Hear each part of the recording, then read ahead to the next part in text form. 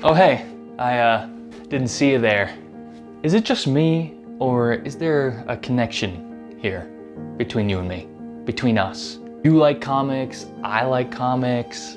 Kind of like, you know how Jeep people always kind of wave to other people who have Jeeps? Whenever someone else sees me with a, Todd McFarlane Spider-Man shirt on, or I see someone else with some kind of Jack Kirby art designed on their graphic tee, we have this mutual understanding that we're both cool, to say the least. Or at least more interesting than people who read normal books.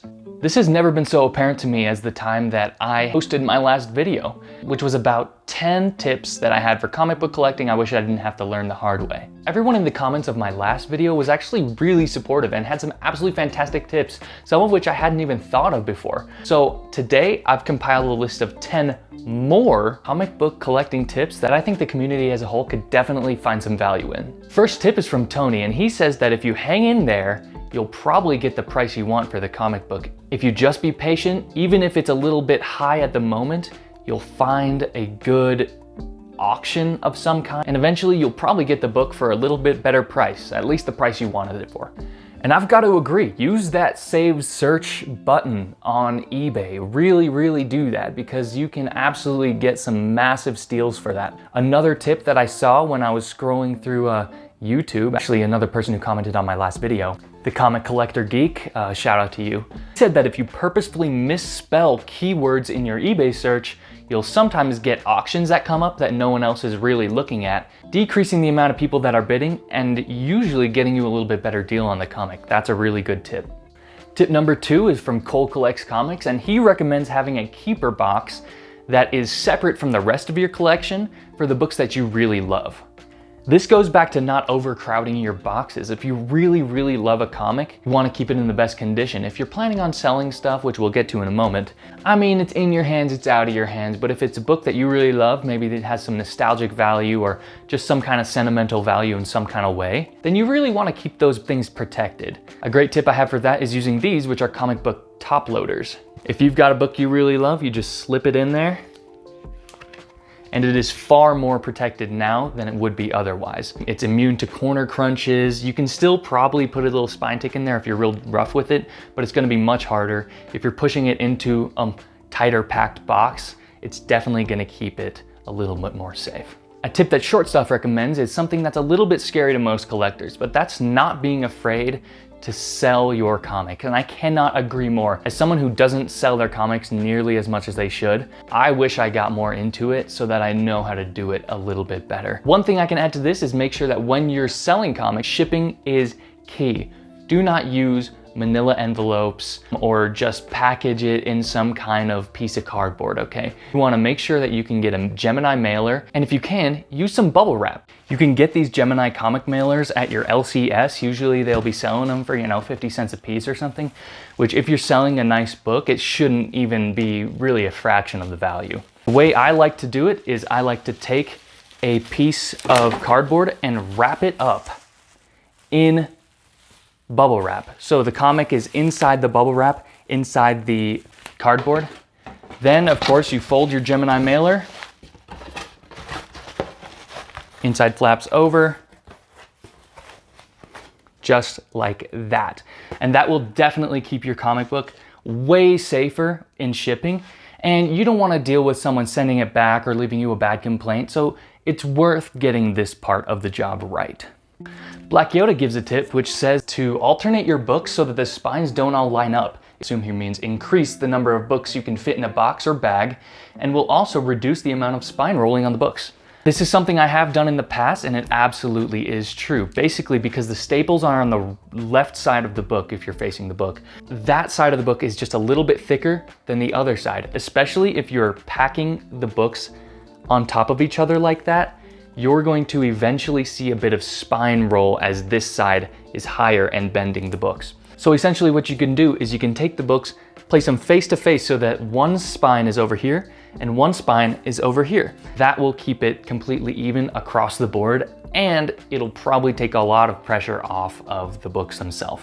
I absolutely agree with this tip. This is more of a do as I say, not as I do type of situation. But Mark says that #1 tip is to use painter's tape. It won't damage the bag, and if it happens to stick to your comic, it's less likely to damage your comic. Now, don't bank on it not damaging the comic. I would still take the tape off and stick it on the corner of the desk before you open the comic book. But if you do somehow, maybe get a little lazy, we all do it, that will make your life a little bit easier.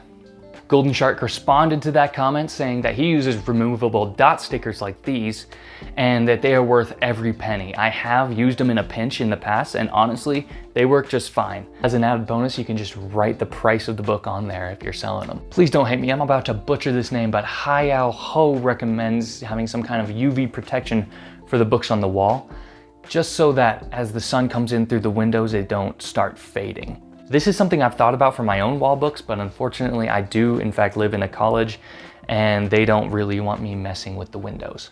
However, according to this comic book community, you can get some nano ceramic tint for about $20 and that should stop the UV from coming in. But if you're on a budget or it's not your window like me, if you rotate the books every week or two, then they shouldn't really start fading. Or at least it'll take a far longer time for them to start fading. I'm not gonna leave this one book up there for the rest of my life. I'm gonna switch it out for a couple of other books that I really like seeing, and hopefully that will keep them from deteriorating too fast. Our friend Philip from overseas says, can you do a video about the different types and qualities of bags and boards and boxes? It's impossible to find them in my country, so we'll have to order them from abroad, a larger quantity. I don't want to mess up. You, my friend, have come to the right place, because if there's one thing I know, it's bags and boards. And tape. And boxes also.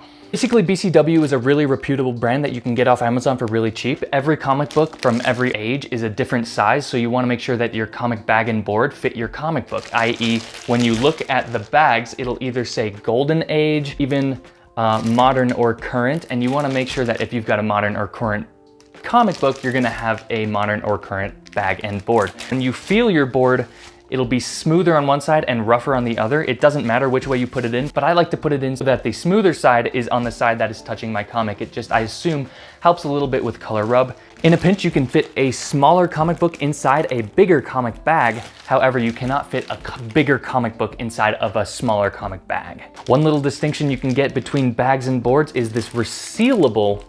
I really like resealable comic bags because they just make it so much easier to remove and add the comic to the board without tape pulls. However, they are a little bit more expensive, so if you don't want to spend that extra moolah, you're gonna want to just get the regular version. These are called comic book Mylars, and they are really, really good for keeping your comic books safe, and they look really, really nice, and you'll never have to replace them. However, they are significantly more expensive, so if you want to save the money, I'd still go with the regular version. However, if you're in the market for something a little nicer, these are gonna do you really, really well. For boxes, I'm still gonna go with BCW. You can get a long box. There's the regular kind that holds about 250 to 300 comics. And then you got the short boxes, which hold about 150 to 200 different comics. I recommend for you probably the long box, just because if you're gonna be ordering in higher amounts, if you have a lot more comics, those are the ones that are just kind of the standard in the industry. If you want something a little nicer, BCW also has these drawer boxes, which I really like. You can't really see it right there. Here we go. And they open up just like that, which is really good if you've got them stacked on top of each other. It makes your life a whole lot easier. So the main important things to take away from this are get comic bags and boards that fit your comic books. You can go a little bigger, but you can't go smaller. The boxes you can get short or long.